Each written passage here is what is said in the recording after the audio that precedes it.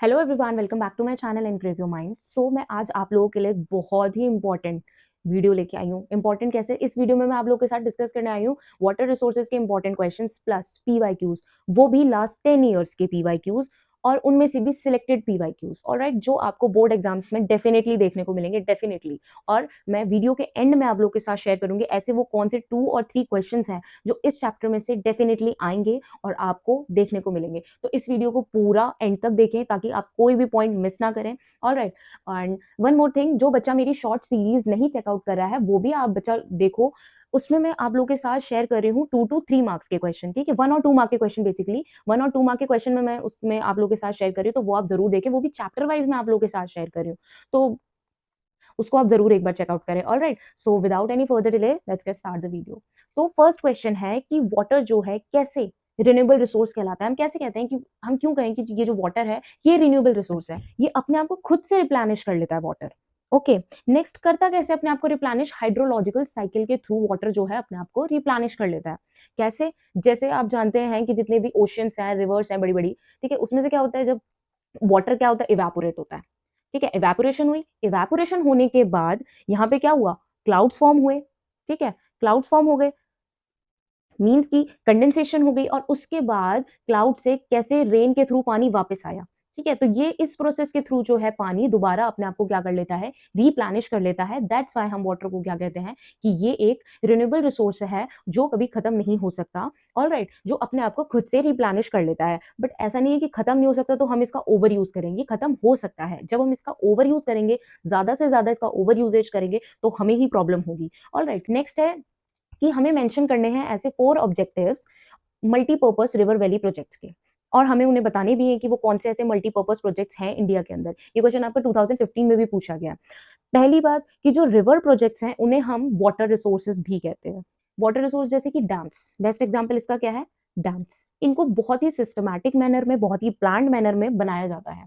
अब हमें ये किस तरीके से हेल्प करता है, ऐसे कौन से इसके ऑब्जेक्टिव्स होते हैं जो हमें हेल्प करते हैं? पहला, ये हमें इरिगेशन करने में हेल्प करता है। देखो, अगर किसी भी एरिया में डैम बनेगा, ठीक है, अगर किसी भी एरिया में डैम बनता है तो वहां के जितने भी आसपास के एरिया है, वहां पे जब एग्रीकल्चर होगी तो वहां पे पानी की कमी नहीं होगी, हमें सिंचाई करने में बहुत ही मदद मिलेगी। दूसरा, हम वहां पे इलेक्ट्रिसिटी जनरेट कर सकते हैं, जिसको आप कहते हैं हाइड्रो पावर जनरेशन, हम वहां पे कर सकते हैं। राइट, वाटर की सप्लाई हम कर सकते हैं for drinking and industrial purposes के लिए। ठीक है, पीने के लिए भी पानी का सप्लाई किया जा सकता है, इंडस्ट्रियल पर्पसेस में भी हम वाटर सप्लाई कर सकते हैं, फ्लड कंट्रोल करने में भी ये हमें हेल्प करता है। ऑलराइट, अब यहाँ पे एक वर्ड आया है इम्पाउंड वाटर। ये थोड़ा सा ना घुमा हुआ वर्ड है। इम्पाउंड का मतलब मैं आपको यहाँ पे थोड़ा सा क्लियर करना चाहूंगी। इम्पाउंड का मतलब होता है कि जब हमें पानी को क्या करना हो, स्टोर करना हो या फिर कलेक्ट करना हो। राइट, टू स्टोर और कलेक्ट वाटर। स्टोर करें पानी को, डैम्स बेसिकली क्या करता है, जो रिवर का पानी आ रहा है उसके फ्लो को क्या करता है, एक प्रॉपर वो करते हैं। जैसे यहाँ पे बांध लगा हुआ है, ठीक है, तो यहाँ से पानी आ रहा है, अगर मान लो कभी कभी पानी का फ्लो बहुत ज्यादा हो तो उसको क्या करता है, कंट्रोल करता है। ठीक, तो यहाँ पे हम डैम्स क्या काम कर रहे हैं, वाटर को स्टोर करने का काम करते हैं, कलेक्ट करने का काम करते हैं। ऑलराइट, नेक्स्ट, वाटर स्कार्सिटी क्या होता है, जब किसी भी चीज की डिमांड क्या हो। स्कार्सिटी का मतलब मैं आपको बताना चाहूंगी, जब किसी भी चीज की डिमांड जो है वो बढ़ रही है और जो उसकी सप्लाई है वो क्या हो रही है, वो कम हो रही है। ठीक है, तो स्कार्सिटी तब आती है, कमी तब आती है। तो वाटर स्कार्सिटी कब होती है? It is a lack of sufficient available water, कि हमारे पास उतना पर्याप्त पानी नहीं है जितने की उसकी डिमांड है। मतलब जितनी डिमांड उसकी हाई है और उसकी सप्लाई जो है वो क्या है, वो कम है। ऑलराइट, अगर 2 मार्क्स का आता है तो सिर्फ आप इतना ही लिखाएं, इतना इनफ है, इससे ज्यादा लिखने की जरूरत नहीं है अगर वाटर स्कार्सिटी आता है। अगर 3 मार्क्स में आपसे पूछ लिया जाए तो 3 मार्क्स में आपको ये वाला लिखना पड़ेगा। मैंने दोनों आप लोगों के साथ शेयर किया है। ठीक है, वाटर स्कार्सिटी क्या सिग्निफाई करता है, जब पानी की कमी हो जाती है, इम्बैलेंस हो जाता है किसके बीच में, डिमांड और सप्लाई के बीच में। अभी मैंने बताया इम्बैलेंस कैसे क्रिएट होगा, कि डिमांड जो है वो बढ़ती जा रही है और सप्लाई जो है वो कम होती जा रही है। क्यों? या तो ये हो सकता है कि वाटर की क्वालिटी अच्छी ना हो। अब इसके कॉजेज क्या है, ठीक है, आप 2 मार्क्स में ये डिफाइन करके कॉजेज भी लिख सकते हैं। आप इन दोनों में से कोई सी भी डेफिनेशन ले सकते हैं, कॉजेज आप उसमें जरूर मेंशन करें। ठीक है, तो कॉजेज क्या हो सकते हैं इसके वाटर स्कार्सिटी के, जब हम ओवर यूज कर ले पानी का। मैं हम लोगों के साथ एक बहुत ही अच्छा एग्जाम्पल शेयर करना चाहूंगी। आपने अपने आसपास देखा होगा कि लोग अपने प्लांट्स को पानी देते हैं, तो जब वो प्लांट्स को पानी देते हैं तो वो भूल जाते हैं कि हमें पानी कितना यूज करना है। वो फ्लो में इतना आ जाते हैं कि वो प्लांट्स को पानी देते देते वो रोड पे भी पानी पूरा, मतलब रोड को भी साफ करने लग जाते हैं, रोड भी धोने लग जाते हैं। तो ये तो गलत है, इसमें हम क्या कर रहे हैं, पानी का क्या कर रहे हैं हम, ओवर यूजेज कर रहे हैं, तो ये नहीं होना चाहिए। इससे क्या होगा, पानी की क्या होगी, कमी होगी। और दूसरी चीज कि कभी-कभी क्या होता है, लीकेज की वजह से भी वहाँ पे पानी क्या होता है, फ्लो मतलब आता रहता है, वेस्ट होता रहता है पानी, ठीक है। फिर हम पानी का ज़्यादा यूज़ कर ले कपड़े धोने में या फिर किसी भी चीज़ को धोने में, अगर हम अपने बाहर का एरिया धोने लगे, घर के बाहर का एरिया, तो धो ही जा रहे, छत धो रहे हैं तो धो ही जा रहे, मतलब आधी पूरी चमका देंगे और पूरे एरिया का पानी खत्म कर देंगे अपने ही छत के अंदर। तो ये चीज़ गलत है, हमें ओवर यूजेज नहीं करना है, ठीक है। और टैप्स को ओपन नहीं करा छोड़ना है, जैसे कभी-कभी बच्चे होते हैं, वो क्या होता है कि टैप्स को ओपन करके छोड़ देते हैं, तो उससे क्या होता है, तब भी पानी का क्या होता है, लॉस होता है ना। तो ये सब चीज़ों का हमें ध्यान रखना है, इन सब चीज़ों से भी पानी की कमी होती है। नेक्स्ट है हमारा, who proclaimed dams as a temple of modern India. ये स्टेटमेंट किसने कही थी और क्यों कही थी कि जो डैम्स हैं वो मॉडर्न इंडिया में एक तरीके से टेम्पल्स का काम करेंगे। तो ये जो स्टेटमेंट थी वो पंडित जवाहरलाल नेहरू ने कही थी। ऑलराइट, उन्होंने ये कहा था कि जो डैम्स है वो आने वाले टाइम में मॉडर्न इंडिया के लिए टेम्पल्स की तरह काम करेंगे। अब क्यों कहा उन्होंने ये स्टेटमेंट, ये हमें बताना है। राइट, उन्होंने ये चीज़ इसलिए कही कि ये जो डैम्स है इंटीग्रेट करेंगे डेवलपमेंट को, ठीक है। एग्रीकल्चरल लेवल पे भी ये एग्रीकल्चर को भी बूस्ट करेंगे डैम्स, प्लस विलेज की इकोनॉमी को बूस्ट अप करेंगे। आप लोग जानते हैं जो विलेज है, ज़्यादातर जो उसकी पॉपुलेशन है, मतलब गाँव में जितने भी लोग हैं वो किस पर डिपेंडेंट है, एग्रीकल्चर पर डिपेंडेंट है। और इससे हमारा इंडस्ट्रियलाइजेशन का भी अच्छा ग्रोथ होगा। और इंडस्ट्रियलाइजेशन की वजह से क्या होगी, हमारी अर्बन इकोनॉमी भी क्या होगी, डेवलप होगी। एग्रीकल्चर से हमारी विलेज इकोनॉमी डेवलप होगी और इंडस्ट्रियलाइजेशन से हमारी अर्बन इकोनॉमी डेवलप होगी थ्रू डैम्स। आपको पता है कि डैम्स जो है वाटर सप्लाई करेगा कहाँ, इंडस्ट्रियल पर्पसेस में भी तो वाटर को सप्लाई करेगा ना डैम्स, ठीक है। अब डैम्स के हमें यहाँ पे क्या करना है, एडवांटेजेस लिख देने हैं फिर, कि हमें क्या प्रोवाइड करता है, ये हमें इरिगेशन प्रोवाइड करता है, ये इलेक्ट्रिसिटी जनरेशन में हेल्प करता है, और ये हमें सप्लाई करता है water domestic and industrial uses के लिए। फ्लड कंट्रोल में भी ये हेल्प करता है, रिक्रिएशन प्रोवाइड करता है हमें, और हमें फिश ब्रीडिंग में भी ये हेल्प करता है, और प्लस ये हमें नेविगेशन में भी ये हमें हेल्प करता है। ऑलराइट, नेक्स्ट नेक्स्ट क्या है हमारा, bamboo drip irrigation. Bamboo drip irrigation क्या होता है और हमें उसके दो फीचर्स लिखने हैं। ये क्वेश्चन आपका 2012 में पूछा गया है और रिपीटेडली बहुत टाइम पूछा गया, बहुत ही ज्यादा इंपॉर्टेंट क्वेश्चन है ये बैम्बू ड्रिप इरिगेशन, तो ठीक है। तो बैम्बू ड्रिप इरिगेशन की अगर हम बात करें तो ये 200 साल पुराना, और यू कैन से ये मोस्ट ओल्डेस्ट मेथड है, सबसे पुराना मेथड ही यही है। इसमें हम ट्रांसपोर्ट करते हैं किसको, स्प्रिंग वाटर को। स्प्रिंग वाटर को हम क्या करते हैं, ट्रांसपोर्ट करते हैं बैम्बू की मदद से। बैम्बू को हम क्या करते हैं, जैसे ये बैम्बू है फॉर एग्जाम्पल, इसको हम क्या करेंगे, बीच में से काट लेंगे, तो ये किस शेप का हो जाएगा, थोड़ा सा कुछ इस शेप का हो जाएगा, ठीक है। इस शेप का हो गया बैम्बू।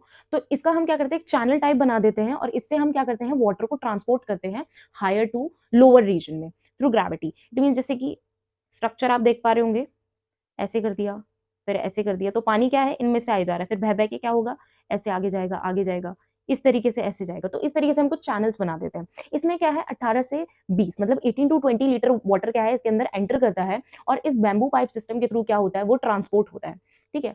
100 ऑफ मीटर्स तक, मतलब 100 मीटर्स तक ये क्या कर सकता है, ट्रेवल करता है, मतलब कि ट्रांसपोर्ट किया जाता है पानी। कि जो ये जो पानी का फ्लो है इसे हम कैसे कंट्रोल कर सकते हैं, वाटर का फ्लो है उसको किस तरीके से कंट्रोल करते हैं, कि जो पाइप की जो पोजिशनिंग है उसको मेंटेन करके, उनकी पोजिशनिंग इस तरीके से करते हैं कि पानी मतलब बहुत इकट्ठा ना आए, मतलब ड्रॉप करके ही आए। ऑलराइट, ये बहुत ही ज्यादा इंपॉर्टेंट है। और ये कहाँ प्रैक्टिस फॉलो होती है, मेघालय में ये प्रैक्टिस क्या होती है, ये फॉलो होती है, ठीक है। बेसिकली ये आपकी नॉर्थ ईस्ट की जो स्टेट्स हैं यहाँ पे ये प्रैक्टिस फॉलो होती है, और ये जो आप मैप में देख पा रहे होंगे पोर्शन है, ये सारा क्या है, यहाँ पर ये प्रैक्टिस फॉलो होती है। ऑलराइट, ठीक है। तो इस एरिया में ये क्या होती है, ये बैम्बू ड्रिप इरिगेशन को क्या करा जाता है, फॉलो किया जाता है। नेक्स्ट, तो नेक्स्ट बोला है कि एक्सप्लेन जल जीवन मिशन। जल जीवन मिशन क्या होता है। अब ये जो जल जीवन मिशन है, ये हमारे प्राइम मिनिस्टर ने इसको लॉन्च किया था, ठीक है, नरेंद्र मोदी जी ने, जो इंडिया के प्राइम मिनिस्टर हैं। इनका इसमें ये गोल ये था कि वो प्रोवाइड करें हर किसी को टैप वाटर, की मतलब हर किसी के घर पे क्या हो, टैप वाटर होना चाहिए, ठीक है। टैप वाटर कनेक्शन हो जाना चाहिए बाय 2024 तक, मतलब कि 2024 तक सबके घर में क्या हो जाना चाहिए, टैप वाटर कनेक्शन आ जाना चाहिए। ऐसे एरिया जैसे कि स्लम्स एरिया है, या जो ऐसे एरिया जहाँ पर अब तक उनका पानी उनके घर तक नहीं पहुंचा है, ठीक है। तो इसका मोटो क्या था और स्लोगन क्या था, हर घर जल। तो ये इंश्योर करता है कि हर एक घर में क्या हो, फंक्शनल टैप कनेक्शन हो, जो कि उन्हें प्रोवाइड करे 55 लीटर्स ऑफ वाटर पर पर्सन, की मतलब एक पर्सन को कितना पानी मिले, 55 लीटर मिलना चाहिए, ठीक है। तो अब जितने मेंबर्स होंगे उस हिसाब से वहां पे पानी एक दिन का उनको मिलना चाहिए, कितने का है, 1 डे का। ऑल राइट, नेक्स्ट नेक्स्ट अब मैं आपके साथ डिस्कस करूंगी 5 मार्क के क्वेश्चन। तो इसमें फर्स्ट क्वेश्चन है why is roof top water harvesting important in Rajasthan, कि जो रूफ टॉप वाटर हार्वेस्टिंग है वो राजस्थान में ही क्यों इतनी इंपॉर्टेंट है, ये हमें एक्सप्लेन करना है। ये भी मल्टीपल टाइम्स क्वेश्चन पूछा जा सकता चुका है, तो ये भी बहुत इंपॉर्टेंट क्वेश्चन है। ये इसलिए इंपॉर्टेंट है क्यों, क्योंकि बहुत ही कॉमन प्रैक्टिस है वाटर को स्टोर करने की, राइट। ये जो रेन वाटर है इसको हम स्टोर करते हैं टैंक्स में, ठीक है। टैंक्स में हम तब तक सेव करके रखते हैं, स्टोर करके रखते हैं टिल द नेक्स्ट रेनफॉल, जब तक अगली बारिश नहीं आती, अगली रेनफॉल नहीं आती, तब तक हम उसे टैंक में क्या करते हैं, स्टोर करके रखते हैं। और ये कहें तो ये बहुत ही रिलायबल सोर्स है ड्रिंकिंग वाटर का, क्योंकि आप लोगों को पता है कि जो राजस्थान है बहुत ही ड्राई रीजन है, वहाँ पे पूरा डेजर्ट ही डेजर्ट है, तो वहाँ पे पानी की जो है बहुत ज्यादा कमी रहती है, तो यहाँ पे लोग टैंक के थ्रू क्या करते हैं, पानी को स्टोर करके रखते हैं। तो जब सारी चीजें सूख जाती हैं तो यही है समर्स में जो उन्हें हेल्प करता है, ठीक है। जो रेन वाटर है हमारा उसको हम क्या कहते हैं, पालर पानी। पालर पानी मीन्स जो प्योर वाटर है, क्या है, प्योर वाटर, इसे हम कंसीडर करते हैं, इसे कहा जाता है कि बिल्कुल प्योर पानी, pure water is commonly referred in this states is considered the purest form of natural water. यहाँ पे लिखा भी हुआ है कि ये प्योरेस्ट फॉर्म है नेचुरल वाटर की। अब ये देखो इसका सिस्टम कैसे होता है, ये बनता कैसे है। ऑलराइट, जैसे कि मान लो ये आपका हाउस है, घर है, मैं वही वाली बचपन वाली बनाऊंगी ड्राइंग क्योंकि मेरी इतनी अच्छी नहीं है। तो यहाँ पे हम क्या करते हैं कि यहाँ पे लगाया हमने पाइप, ठीक है, और आपको पता है यहाँ पे कौन से पाइप्स लगते हैं, पीवीसी पाइप। तो ये ध्यान रखना थोड़ा, कभी कभी पूछ लेते हैं, वैसे पूछते नहीं है बट फिर भी जनरल नॉलेज के लिए पता होना चाहिए ना कौन से पाइप लगते हैं। तो पीवीसी पाइप यहाँ पे लगते हैं। अब ये जो पाइप है ये कनेक्ट होगा आपका अंडरग्राउंड, जहाँ पे ये टैंक बना हुआ है वहां तक अंडरग्राउंड होगा ये, इसमें होगा पानी। अब क्या करेंगे, इसके एंड पे यहाँ पे एक कैप टाइप बना देंगे, ठीक है। तो ये जो कैप टाइप बना दिया है, यहाँ पे होंगी स्टेयर्स, ठीक है। मैं यहाँ पे बना के दिखाती हूँ कि यहाँ पे पूरा पानी है और यहाँ पे क्या है, स्टेयर्स है, कि जहाँ से आप उतर के पानी ले सके। और यहाँ पे एक बना देंगे हम कैप टाइप, जिससे हमें जब जरूरत पड़े तो इस कैप को ओपन कर ले, अदरवाइज हम इसको बंद कर दें। तो जो बहुत सारे घर है ये कंस्ट्रक्ट करते हैं अंडरग्राउंड रूम्स भी। अब बहुत से लोग क्या करते हैं, इसके आसपास भी ना रूम्स बना देते हैं। क्यों, अब देखो पानी जो है डायरेक्ट आ रहा है पाइप के थ्रू, अब ये पानी आया यहाँ पे आ गया सारा पानी, तो अब क्या है, इसे यहाँ पे क्या करेंगे, स्टोर करके रखेंगे पानी को, जब तक अगली मतलब रेन नहीं आती, अगली रेनफॉल नहीं आती, ठीक है। तो ये इसको स्टोर करने का ये भी है कि जब सारी चीजें ड्राई अप हो जाएंगी तो वो पानी का कहाँ कहाँ से लाएंगे पानी, तो वो यहाँ पे स्टोर कर लेते हैं। और इसके आसपास वो क्या करते हैं, रूम्स भी बना लेते हैं। रूम्स क्यों बनाते हैं, अंडरग्राउंड, अंडरग्राउंड रूम्स बनाते हैं, कंफ्यूज नहीं होता होना, घर के नीचे बनाते हैं ये टैंक, ठीक है। अंडरग्राउंड जिसे आप बेसमेंट कहते हैं ना, तो घर के नीचे बनाते हैं ये, ठीक है। और इसके साथ क्या करते हैं, रूम्स को क्या करते हैं, एडजॉइन कर देते हैं। सारे रूम्स क्या होते हैं, इससे जुड़े हुए होते हैं। तो इससे क्या होता है, गर्मियों में उन्हें कम गर्मी लगती है, उससे वो क्या होता है कि वो जो कमरे होते हैं वो ठंडे रहते हैं। तो some houses still maintain the tank since they do not like the taste of tap water. और कुछ घर ऐसे हैं जो अभी भी इस प्रैक्टिस को फॉलो करते हैं, क्यों, क्योंकि उन्हें टैप वाटर वहां का नहीं वो टेस्ट नहीं आता है, that's why they also practice this टंका सिस्टम भी कहते हैं इसे। ऑलराइट, नेक्स्ट है, अब आपको बताना है इसमें 3 advantages and 3 disadvantages of multipurpose river projects. Multipurpose river projects के हमें एडवांटेजेस बताने हैं 3 और डिसएडवांटेजेस बताने हैं, ठीक है। एडवांटेजेस मल्टीपर्पज रिवर प्रोजेक्ट्स के क्या, जैसे डैम्स के बताने हैं आपको हमें क्या, ये मल्टीपर्पज रिवर प्रोजेक्ट से याद रखना, डैम्स की बात हो रही है यहाँ पे, ठीक है। तो अब इसके एडवांटेजेस क्या है कि हमें पावर जनरेशन करता है, मींस कि हम यहाँ पे इलेक्ट्रिसिटी जनरेट कर सकते हैं। ये हमें pollution free, neat and pollution free cheapest energy provide करता है, जो कि इंडस्ट्री की क्या है, बैकबोन है, ठीक है। क्या है, बैकबोन है इंडस्ट्री की और एग्रीकल्चर की। आप लोगों को पता है ना कि हमें वाटर सप्लाई भी करता है, ठीक है। ये जो प्रोजेक्ट्स हैं ये कंट्रोल क्या करते हैं, फ्लड को भी ये कंट्रोल करते हैं। कैसे कंट्रोल करते हैं कि मान लो भाई बारिश आई बहुत तेज, फ्लड तभी तो आता है जब बारिश बहुत तेज आ जाती है, ठीक है। तो अब रिवर्स क्या हो गई, सारी ओवरफ्लो हो गई। अब यहाँ पे बना हुआ बांध, मतलब कि डैम, अब वो क्या करेगा, ये जो फ्लो है इसको क्या करेगा, नॉर्मल करेगा। ये जो इसका बहाव इतना तेज था उसको क्या करेगा, उसको इतना तेज नहीं रहने देगा। तो इस बांध की वजह से, इस डैम की वजह से जो वाटर का फ्लो है उसको कंट्रोल करेगा, ठीक है। तो वाटर क्या होता है, यहाँ पे स्टोर किया जाता है और जब जरूरत होती है उसको रिलीज कर दिया जाता है, ठीक है। तो these projects have converted many rivers of sorrow into rivers of boon. ये आपका ना पूछ लेते हैं स्टेटमेंट में, rivers of sorrow into rivers of boon कैसे कन्वर्ट करते हैं डैम्स। पहले इसका मतलब समझ लो, रिवर्स ऑफ सोरो समझा रही हूँ कि जब पानी मतलब बारिश आई, ठीक है, बारिश आई तो क्या हुआ, ये जो रिवर्स है, रिवर्स का फ्लो जो हुआ तेज हो गया, ठीक है। हालांकि ये लग नहीं रहा कहीं से भी बादल, बट स्टिल आप थोड़ा समझ लो और पिक्चर में देख लेना। अभी बारिश आई तो यहाँ पे क्या हुआ कि ये जो पानी का जो फ्लो है वो बहुत तेज बढ़ गया। तो अब जो है ये नदियां पूरी ओवरफ्लो होने लगी, बहुत ज्यादा पानी भर गया। तो इससे क्या होगा, अगर ये डैम नहीं होंगे तो ये इसके जितने भी आसपास के एरिया हैं वो क्या हो जाएंगे, फ्लड में हो जाएंगे। मतलब आसपास के एरिया में क्या हो जाएगा, पानी बह जाएगा। हो सकता है अगर फ्लड ज्यादा बढ़ गया तो लोगों की जान भी जा सकती है। तो ये क्या करता है, rivers of sorrow to rivers of boon बनाता है इसको, कि जो इनका रिवर का जो फ्लो है उसको क्या करता है, कंट्रोल करता है और उसको मैनेज करता है, और आगे वो उसी स्पीड से पानी जाता है जिस वजह से जो रिवर्स के आसपास के एरिया है वहां पर फ्लड नहीं आता। ठीक है, तो इस हिसाब से ये rivers of sorrow to rivers of boon बनता है। ऑलराइट, नेक्स्ट पॉइंट है, ये जो प्रोजेक्ट्स हैं, ये प्रोजेक्ट्स जो है मेन सोर्स हैं इरिगेशन का। ठीक है, और ये हेल्प करता है कंजर्व करने में सॉइल को भी। ऑलराइट, नेक्स्ट अब हमें से इसके डिसएडवांटेजेस बताने हैं। अब इसके डिसएडवांटेजेस क्या है कि ये फ्लोरा एंड फौना को भी क्या करता है, समर्ज करता है। समर्ज का मतलब कि उसमें वो डूब के मर जाते हैं, जो उसके छोटे छोटे फिशेज हो गए, जो भी फौना हो गई, वो क्या होती है, उसमें डूब के मर जाती है, सबमर्ज हो जाती है। अब जब डैम्स कंस्ट्रक्ट करते हैं तो मैं आपको ना मोटा-मोटा बताती हूँ, आपको याद रहेगा। देखो उसके जितने भी आस-पास की जो जगह हैं, जो लोकल कम्युनिटीज़ हैं, उनका क्या होगा, माइग्रेशन होगा, डिस्प्लेसमेंट होगा। उन्हें वहाँ से वो जगह छोड़-छोड़ के जानी पड़ेगी। ठीक है? वो जगह उन्हें छोड़नी पड़ेगी। तो वहाँ पे जो उनका जितना भी लिवलीहुड था, जो भी था, वो सब क्या होगा? वो सब डैमेज हो जाएगा। ठीक है? नेक्स्ट है, और क्या होगा, जो हमारा फ़ौना है, वो क्या होगा यहाँ पे, सबमर्ज्ड हो जाएगा। सबमर्ज्ड अभी मैंने बताया कैसे हो जाएगा कि वो क्या हो जाएँगे, डूब जाएँगे। तो उससे भी एक और लॉस है, डैम से भी। ठीक है? और इसका एक और वो है कि जब डैम्स बनते हैं, तो मैं आप लोगों को बताना चाहूँगी कि जो रिवर्स जो है, आप लोगों को पता है, अपने साथ क्या लेके आती है, सेडिमेंट्स लेके आती हैं। तो रिवर्स की जितनी भी सेडिमेंट्स हैं, वो क्या होंगी, यहाँ पे इकट्ठी हो जाएँगी, जिससे क्या होगी, उसकी हाइट पे क्या होगा, अफ़ेक्ट पड़ेगा। ठीक है? अब कैसे अफ़ेक्ट पड़ेगा कि ये जो सेडिमेंट्स रिवर अपने साथ लेके आ रही है, वो डैम्स क्या कर रहा है, उनको रोक रहा है, उन सेडिमेंट्स को आगे नहीं जाने दे रहा है। तो जिससे उसकी जो हाइट है ये डैम की, वो भी क्या होगी, रिड्यूस हो जाएगी। ठीक है? ये भी रिड्यूस हो जाएगी। अब जब सेडिमेंट्स आगे नहीं जा पाएँगे, ये मैं आपको फर्स्ट पॉइंट समझा रही हूँ। ठीक है? तो अब जब ये सेडिमेंट्स आगे नहीं जा पाएँगे, आप लोगों को पता है कि ये जितनी भी रिवर अपने साथ सेडिमेंट्स लेके आती हैं, उससे ये सॉइल को क्या बनाती है?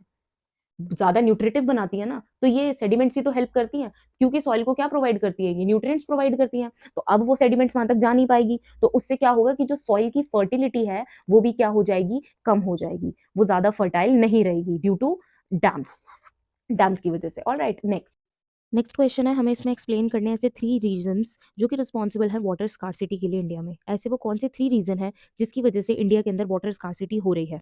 And next, water is available in abundance in India even then scarcity of water experienced in major parts of the country. Explain it with 4 examples. हमें ये बताना है इसमें, स्टेटमेंट के थ्रू हमसे पूछा गया है कि जो पानी है वो इंडिया के अंदर पर्याप्त मात्रा में है, बट फिर भी इंडिया के अंदर ऐसे कितने पार्ट्स हैं जहाँ पे अभी भी वाटर की स्कार्सिटी है, कमी है। तो हमें उन्हें एग्जाम्पल्स के थ्रू बताना है। पहला है कि जो अवेलेबिलिटी है वाटर रिसोर्सेज की, वो वेरी करती है स्पेस एंड टाइम पे। ठीक है, फॉर एग्जाम्पल अगर मैं आपको यहाँ पे 2 रीजन बताऊँ कैसे, हमारी इंडिया में जोग्राफिकल कंडीशन सेम नहीं है। किसी स्टेट में किस तरीके का इन्वायरमेंट है, किसी स्टेट में अलग तरीके की जोग्राफिकल कंडीशन है। जैसे कि अगर हम राजस्थान की बात करें, तो वहाँ पे रेनफॉल बहुत ज़्यादा कम होता है। वो सेमी एरिड रीजन है, डेजर्ट एरिया है वो पूरा। ठीक है, तो वहाँ पे रेनफॉल क्या है, बहुत कम है। और सेकंड है हमारा एनुअल प्रेसिपिटेशन। एनुअल प्रेसिपिटेशन क्या होता है, जो हमने आपके साथ डिस्कस किया था, हाइड्रोलॉजिकल साइकिल डिस्कस की थी ना, वाटर साइकिल, जिसमें बताया था कि पानी इवेपोरेट होता है एंड देन दोबारा से आता है। तो ये क्या है, बेसिकली रेनफॉल ही है। तो किसी रीजन में रेनफॉल बहुत अच्छी तरीके से होती है, और जैसे राजस्थान है, वहाँ पे जो रेनफॉल है बहुत ही कम होती है। ठीक है, तो ये इसका एक रीजन है। दूसरा, ओवर एक्सप्लॉइटेशन, जब हम पानी का ज़्यादा से ज़्यादा यूज़ कर लेते हैं। ठीक है, जब ज़्यादा उसका यूज़ करेंगे तो क्या होगा, पानी की कमी आएगी। और थर्ड है हमारा कि वाटर की स्कार्सिटी जो होती है, वो क्यों होती है, जैसे जैसे हमारी पॉपुलेशन इंक्रीज होगी, पॉपुलेशन इंक्रीज हो रही है, तो पॉपुलेशन जब इंक्रीज होगी तो फूड की भी डिमांड बढ़ेगी। तो जब फूड की डिमांड बढ़ेगी, तो जब हम क्रॉप्स को ग्रो करेंगे, उसके लिए हमें किस चीज़ की ज़रूरत पड़ेगी, उसमें हमें ज़रूरत पड़ेगी पानी की, अगेन इरिगेट करने के लिए फील्ड को। तो फिर से क्या होगा, पानी का यूसेज ज़्यादा हो रहा है, तो उससे क्या होगा, दोबारा से पानी की कमी होगी।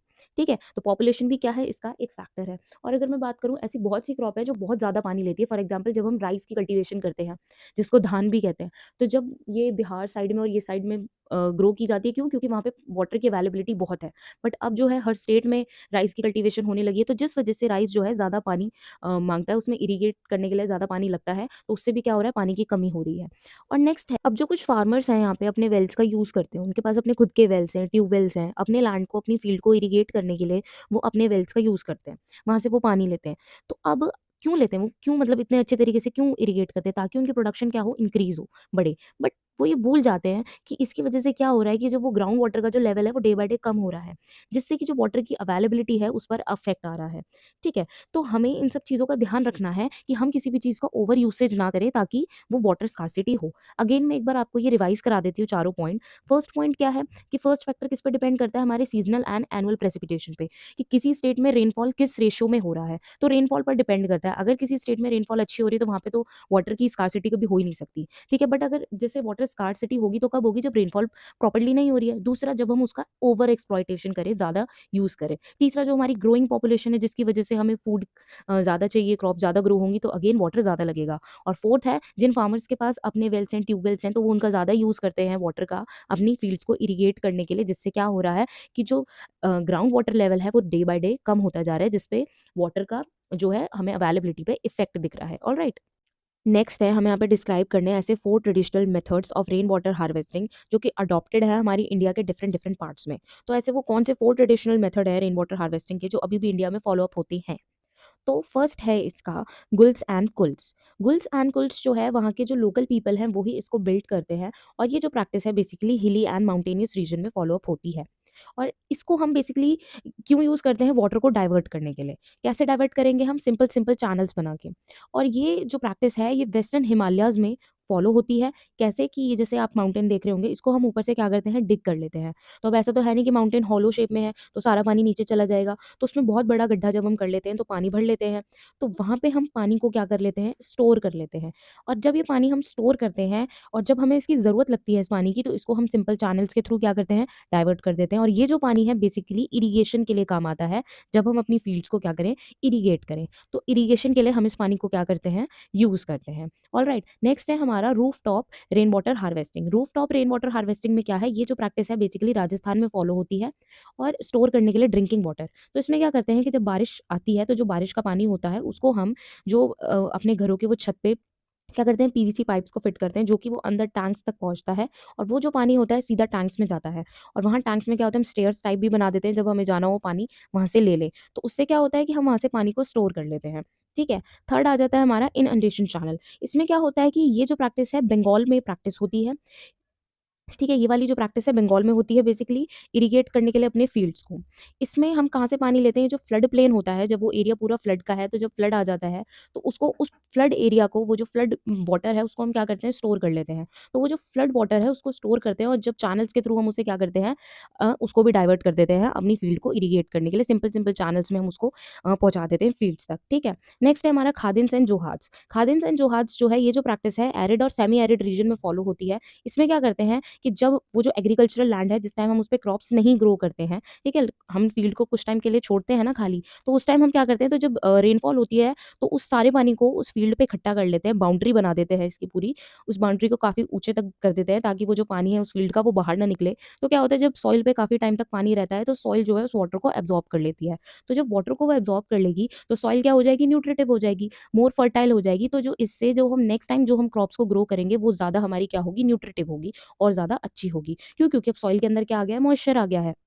ऑलराइट, नेक्स्ट है हमारा टैंक्स। तो अब इसमें टैंक्स में क्या पता है, वही जो टंका सिस्टम हमने डिस्कस किया था कि जो ऊपर रूफ से ये पाइप कनेक्टेड होते हैं जो कि आपके नीचे अंडरग्राउंड तक जाते हैं, और वहाँ पे जो टैंक बना होता है वहाँ तक ये पाइप क्या होते हैं, फिट मतलब उससे अटैच होते हैं।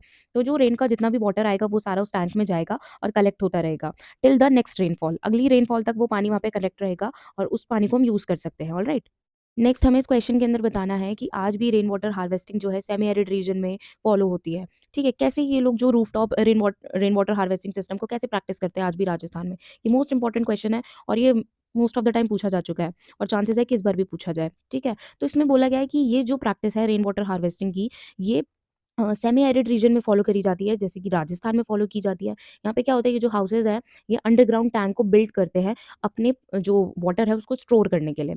ठीक है, ये जो सोर्स है बहुत ज़्यादा रिलायबल सोर्स है ऑफ ड्रिंकिंग वाटर। और जब हर चीज़ उनकी सूख जाती है, इन द सेंस कि जितने सारे भी सोर्स हैं जब वो सूख जाते हैं तब वो इन्हें काम आता है। ठीक है, क्योंकि आपको पता है कि राजस्थान में रेनफॉल बहुत कम होती है, तो हमें वहाँ पे वाटर की स्कार्सिटी देखने को मिलती है, तो इसलिए ये लोग इस प्रैक्टिस को वहाँ पे फॉलो करते हैं। और ये बिलीव करते हैं कि ये जो है प्योरेस्ट फॉर्म है नेचुरल वाटर की। तो ये क्या करते हैं, जब ये टैंक्स को बिल्ड करते हैं, टैंक ऐसा नहीं कोई छोटा-मोटा टैंक, इतना बड़ा कि मतलब बहुत बड़े रूम जितना बड़ा ये टैंक होता है। और ये जो टैंक होता है ये वेल कनेक्टेड होता है रूफ से, कि वहाँ पे पाइप फिटेड होता है, तो जब भी रेन का वाटर वहाँ से आता है तो वो नीचे टैंक्स तक आ जाता है। तो जब वो टैंक्स तक नीचे आता है, तो अब ये क्या करते हैं, वहाँ पे भी पानी भरा हुआ है टैंक के अंदर, तो ये टैंक के आस-पास अंडरग्राउंड, बेसमेंट की बात हो रही है, तो ये अंडरग्राउंड बना हुआ है, तो उस टैंक के पास से क्या करते हैं, रूम्स पे बिल्डअप कर देते हैं। तो जब ये रूम्स वहाँ पे बना देते हैं, तो क्या होता है, गर्मियों के टाइम पे वो जो रूम्स होते हैं पानी की वजह से ठंडे रहते हैं। क्यों? क्योंकि पानी क्या है, अंडरग्राउंड है, सनलाइट का कोई कॉन्टैक्ट नहीं है उसके साथ। तो क्या है, तो जो उसके आस-पास के रूम हैं वो भी क्या रहते हैं, ठंडे रहते हैं। इससे क्या होता है उन्हें गर्मी में राहत मिलती है, ठीक है? आप चाहें तो इनमें से कोई से भी 3 या कोई से भी 5 मेंशन कर सकते हैं। अगर 3 मार्क्स का आता है तो एनी 3 और अगर 5 मार्क्स का आता है तो एनी 5 आप इसमें क्या कर सकते हैं, लिख सकते हैं। ऑलराइट, तो वीडियो में सिर्फ इतना ही। अगर आपको मेरी वीडियो अच्छी लगी तो अपने फ्रेंड्स के साथ ज़रूर शेयर करें। अब मैं आपको बताऊँगी वो ऐसे कौन से क्वेश्चन हैं जिन्हें आप कर जाओगे तो भी बहुत है, पूरे क्वेश्चंस करने की ज़रूरत नहीं है। फर्स्ट है मल्टीपर्पज़ रिवर वैली प्रोजेक्ट्स। इसमें डैम के बारे में जितना भी है सब आपको करना है। बेशक उसके एडवांटेजेस हों, उसके डिसएडवांटेजेस हों, दोनों कर लेना बहुत अच्छे से। वो आपके 3 मार्क्स में भी आ सकता है और 5 मार्क्स में भी। 5 मार्क्स में आया तो एडवांटेज, डिसएडवांटेज दोनों पूछ लेगा। 3 में या तो एडवांटेज पूछ लेगा या डिसएडवांटेज। दूसरा है आपका बैम्बू ड्रिप सिस्टम। जो बैम्बू ड्रिप इरिगेशन है वो भी ज़रूर कर लेना, बहुत इंपॉर्टेंट है। ऑलराइट, और जो हमारा थर्ड है हमारा रेन वाटर हार्वेस्टिंग, जो राजस्थान में प्रैक्टिस होती है। होती तो बहुत सारी जगह पे है। रेन वाटर हार्वेस्टिंग वाले सारे ही पॉइंट्स करने हैं आपको, चाहे गुल्स एंड कुल्स हो, कोई सा भी मेथड हो, वो सारे मेथड आपको करने हैं। मोस्टली 5 मार्क्स में आ जाते हैं। बस आप ये 2-3 क्वेश्चंस कर जाएँ, आपका पेपर बहुत अच्छा जाएगा। ओके, मिलते हैं नेक्स्ट वीडियो में। Till then bye bye, take care.